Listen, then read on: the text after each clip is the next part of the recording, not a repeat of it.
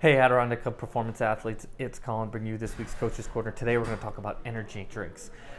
Unfortunately, it hurts my heart, but I see way too many athletes drinking energy drinks. And I can see why. You know, the marketing on these energy drinks is second to none. They do a really good job of trying to capture our athletes and parents and whoever else is drinking them.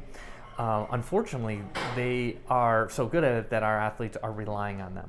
Okay, and there's also some part of the lifting culture that is stolen from the bodybuilding world about taking some of these supplements and these drinks. When we look at the caffeine content of some of these beverages, it's pretty wild. 200 milligrams is kind of the standard, and that's multiple cups of coffee. So 200 milligrams across all these different things, and obviously the most popular right now are Celsius, and I believe Prime is another one that's got a pretty high caffeine content. You're going to see some of these Monster Energy drinks, Red Bull, and all these other drinks. There's not a lot of great research on them in terms of the health impacts of our youth athletes. There's a really interesting podcast you may want to check out where some researchers are starting to do some of this work, and they're starting to find that the high caffeine plus exercise plus high sugar content is causing some issues with our heart and our ability for our heart to do what it needs to do because there's too much stuff going on at once.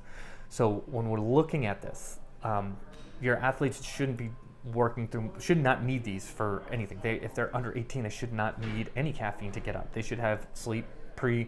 Workout nutrition should be quality, right? And really the sleep is the big one. Our athletes are probably staying up a little bit later than they should.